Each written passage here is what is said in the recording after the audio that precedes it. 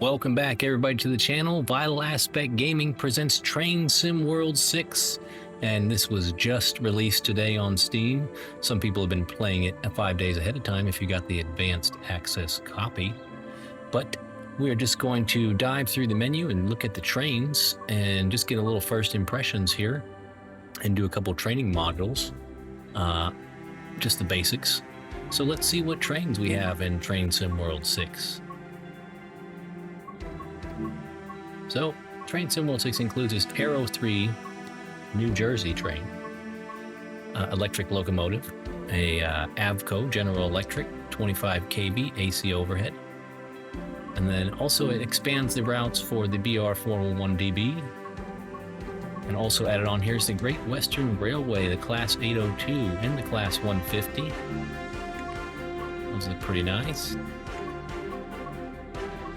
Class 377. Some of these I remember. This was also added, the ALT 46NJT. Quite a few scenarios to choose from with the basic standard edition here. 2 scenarios for New Jersey. We have a couple here to complete for Rapid Transit. That's from our Train Sim World 5 expansion. This is new. A couple of scenarios here for the Class 150, and then we have 3 scenarios for the Class 802. Also, I think they added a couple more. Oh no, these are already from Train Sim World 5. I didn't get the deluxe edition. No, we got the multi-level commuter cab, New Jersey train. I'm excited to play the New Jersey line. Looks pretty interesting. And we have some rail journey guided experiences with Leipzig to Dresden, Frankfurt to Kinzigeltabahn, if I'm saying that right, Morristown Line, Hoboken, New York, and Dover, more Dresden, and the Riviera Line is the iconic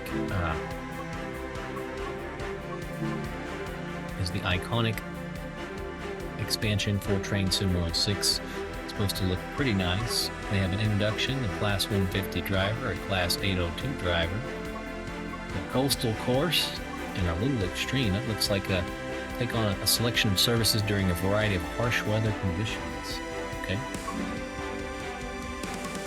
And then also, I think they added to this line, I believe. We've got some yard work and a couple other things we can do. We can be the conductor and also the dispatcher in Train Sim World 6. So that will be interesting. Quick plays. You can choose routes. Let's see what routes they have to choose from. Oh, they have a free roam sandbox mode now. So here's a look at the Hoboken, New Jersey route. Dover, Danville, Mount Tabor, Mount Plains, Morristown, Colbert, Madison, Catherine, Summit, Short Hills, Millburn, Maplewood, South Orange. Okay, you get the idea. And then let's take a look at the map for Leipzig, Germany. This one looks a little bit extra. Nice. Dresden route.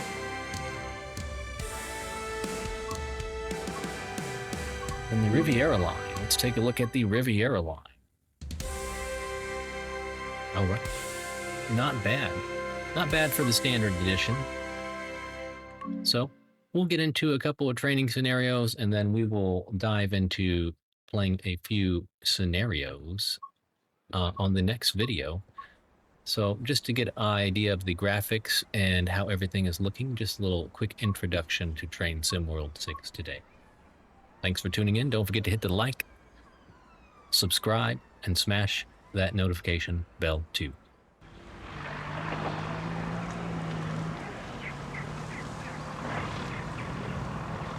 Embarking on a new career is always exciting. Today you're joining the list of people who work on the railways, keeping the world's people and cargo running smoothly. There's a lot to learn, but you'll be taking it step by step. Let's start by looking around. Find each of the markers and look at them.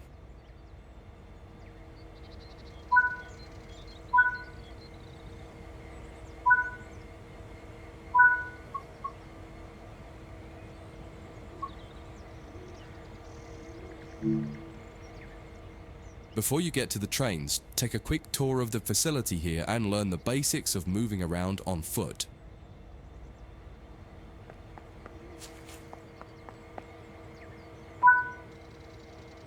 Your current objective is shown in the top left of the screen.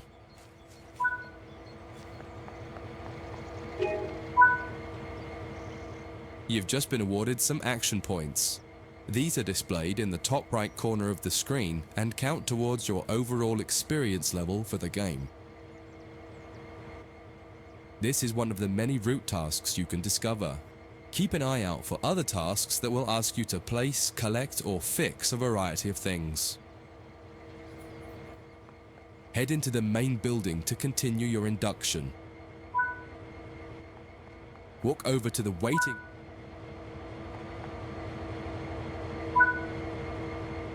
You can pause at any point to review objectives and a lot of other information about what's happening at the moment. Try it now and then return to the game after you've had a look round.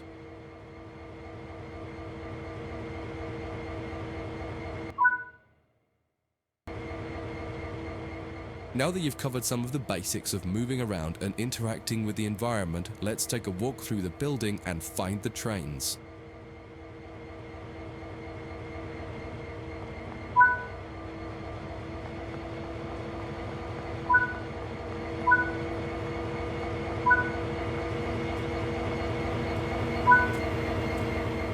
This is Central Square. From here you can explore the main training centre depot and surrounding yards. Your journey operating trains is just getting started here at the training centre. Remember, you can always come back here from the main menu to refresh your knowledge if you're unsure about anything.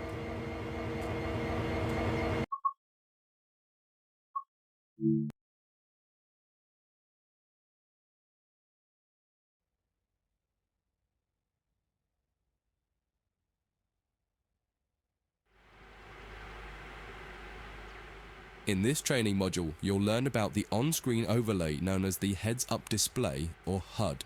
You'll see it when you're in control of a train. You can configure a range of parameters for the HUD that affect how it looks in the game settings. In this tutorial, you're going to take a look at the two main types of HUD and make a first choice of which one you prefer. Get started by climbing up the ladder into this.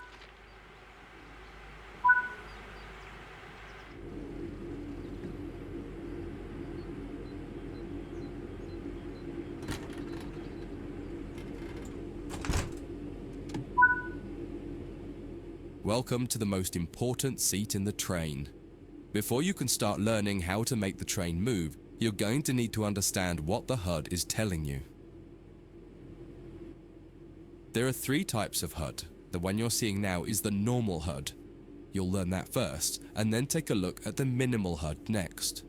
There is also a simple HUD, which is essentially a cut-down version of the normal HUD. The HUD is a guide to show you what the train is doing, how you're doing, and what your next objectives are. You can tune what's shown here using the game settings. The main part of the normal HUD is the speed display in the bottom right. Your current speed is indicated by a white bar that will appear on the outside of the speedometer, and there is a red mark that indicates the maximum permitted speed. This is the direction display. An arrow will indicate the forward, reverse, and neutral directions. A cross, or X, means the reverser is currently either not inserted or in the off position. This is the power display. A number will indicate what position the power or throttle control is in. If the display is white, it refers to power. If the display is yellow, it means powered braking or dynamic braking. If the display is red, then the throttle is currently locked out and you will need to take steps to release the lock before power can be applied. You can learn about troubleshooting elsewhere in Training Center. These are the brake indicators. The exact one shown will vary by train and will often be visible in the train itself on the various gauges. These gauges tell you what is happening in the braking system. The most important one is the BC or brake cylinder. In most trains, when this reads 0, that means the brakes are released. Anything else and the brakes are applied. In the top right is the track monitor. This shows you the line ahead and allows you to see all the signals and speed limit changes that you're approaching. By default, the track monitor shows the signals with their actual red, yellow or green aspect. But when you get more confident, you can hide this information via an option in the game settings. As you accelerate, the track monitor will extend its look-ahead distance so you can see much further ahead at higher speeds. This is all done automatically. Now that you're familiar with the normal HUD, it's time to take a look at the minimal HUD.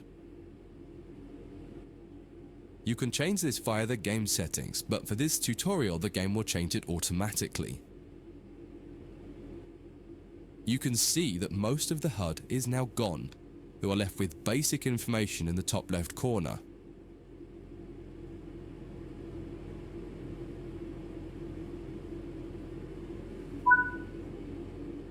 The minimal HUD immerses you in the experience of driving the train. Use the train's real gauges as much as possible. In the top left corner, you will see the information about your next objective and some limited information about what the train's doing, such as your current speed, the speed limit, and the gradient. Use the game settings to add and remove information from the minimal HUD. With less information, you'll find driving more challenging, but also more immersive and rewarding. Experienced players might prefer the minimal HUD, especially when driving from the cab view. The normal HUD is ideal for newcomers or anyone who wants to drive from an external camera. You can switch HUDs in game settings. Do you want to start with the normal HUD or minimal HUD?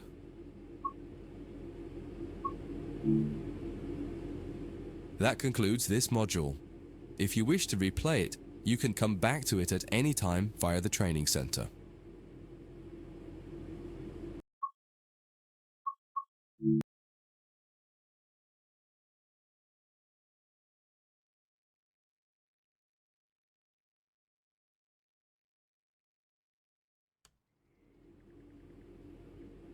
In this training module, you're going to learn how to make a train move and then bring it to a stop. For this exercise, you'll be using a British Class 323 electric multiple unit. It's a great train to get started with as the controls are quite straightforward. This module will get you used to the feel of the train and its controls. While many trains have different controls and are operated in different ways, there are basically always 3 controls that are common and are required to move the train. The reverser chooses the direction you're going to move in. It often has 4 positions: off, forward, neutral, and reverse. The brakes are used to slow or stop the train. There are potentially multiple braking systems you can find in different trains, and you can read more about that in other sections of the Training Center. For now, the Class 323 has a very simple braking system. The throttle controls how fast the train accelerates. In this train, the throttle and brakes are controlled by a combined power and brake handle. Moving the handle in one direction will apply power. The middle position is neutral and does nothing, and then the other range applies the brakes. You will find in some other trains that the throttle and brakes are on separate handles. Before you go any further, set the headlights for daytime running and ensure the tail lights are off.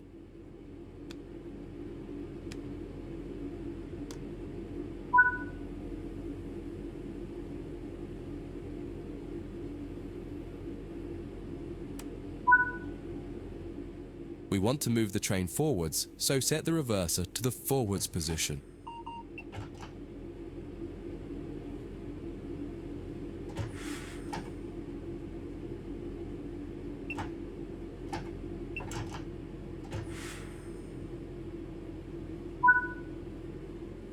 Now pull the combined power and brake handle towards you to release the brakes and apply power.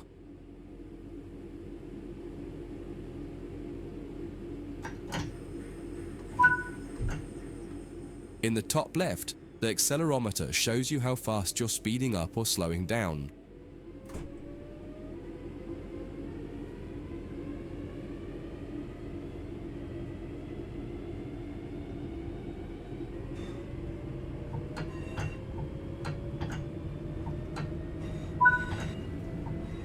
Now that you've reached your target speed, you can move the throttle control back to the center position.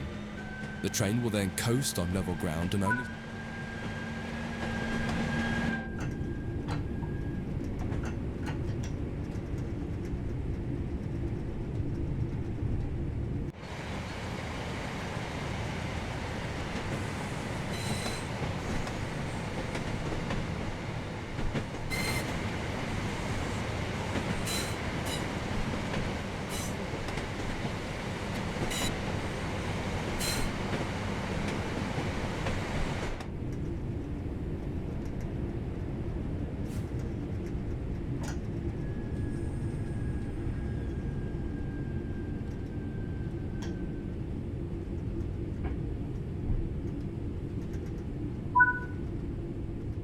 When it comes to stopping trains, the specifics of each train can be quite different. However, the basic process is fundamentally the same. Bring this train to a complete stop by moving the power brake handle into the braking range.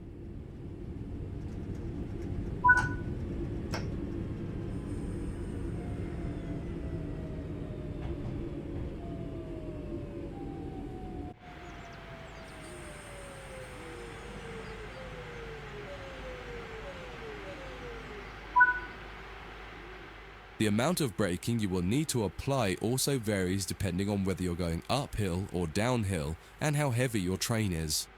Knowing the right amount to apply will come with practice and experience. Stopping a train is one of the biggest challenges of controlling it, particularly stopping it in the right place. That concludes this module. If you wish to replay it, you can come back to it at any time via the training center.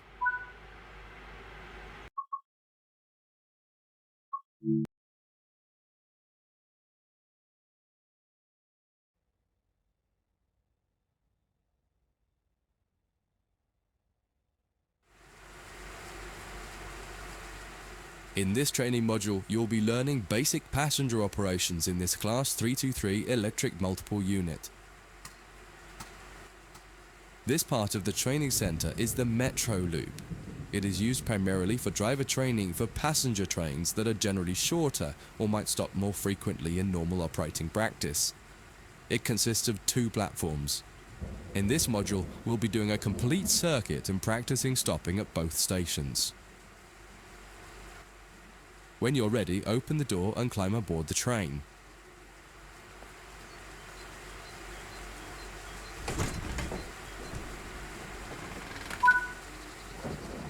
Take a seat in the driver's position.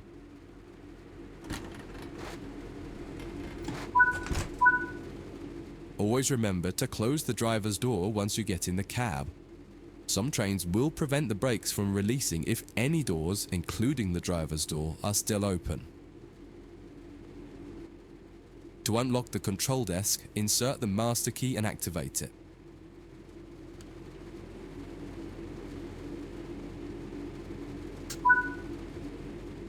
Turn the coach lighting on so that passengers aren't boarding a dark train.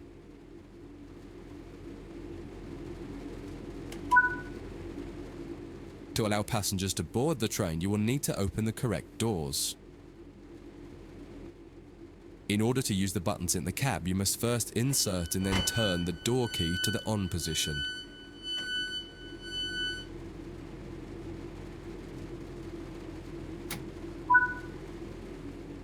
As the platform is on your left, press the open doors left button.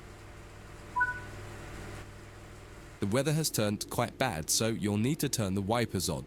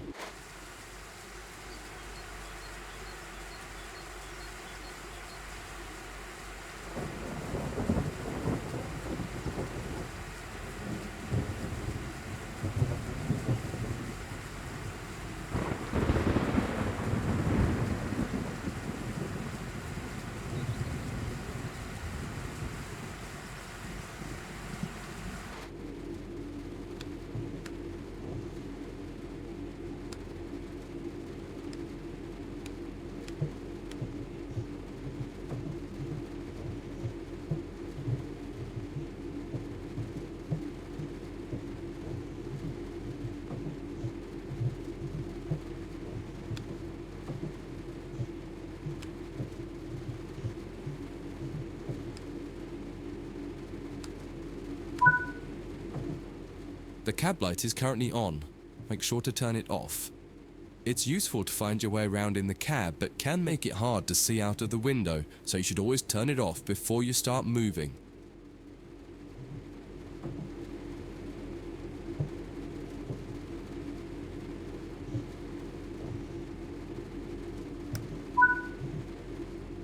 Headlights in the UK are used to allow others to see the train rather than being of great use to the driver seeing out.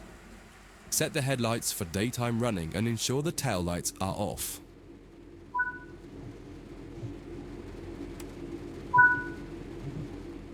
While the passenger doors are open and the loading objective completes, you'll notice the bar in the top left slowly rising. Once it reaches the top, the objective will complete and it will be time to close the doors. Now the passengers have boarded the train, close and lock the doors using the close left doors button.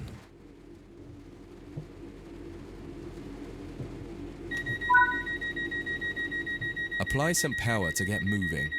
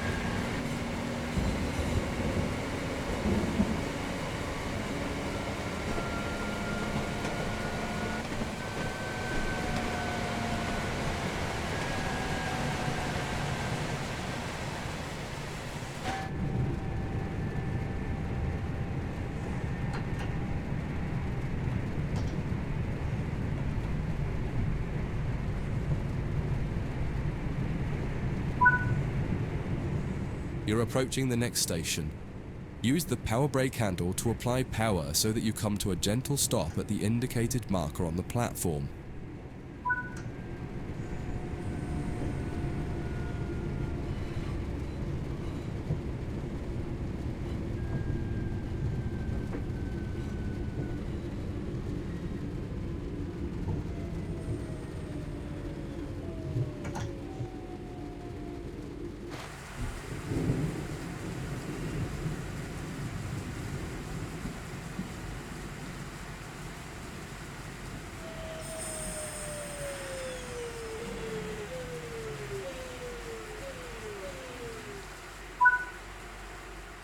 This platform is on the right, so you'll need to use the Open Right Doors button to unlock and open the doors this time. Once again, observe the objective indicator on the HUD to tell you when it is completed.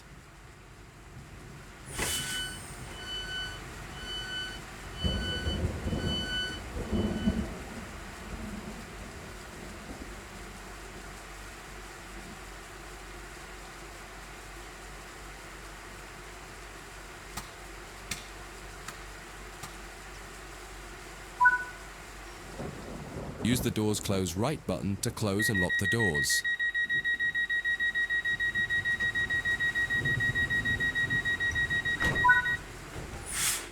Drive the train to the next platform without any further guidance and see how you get on.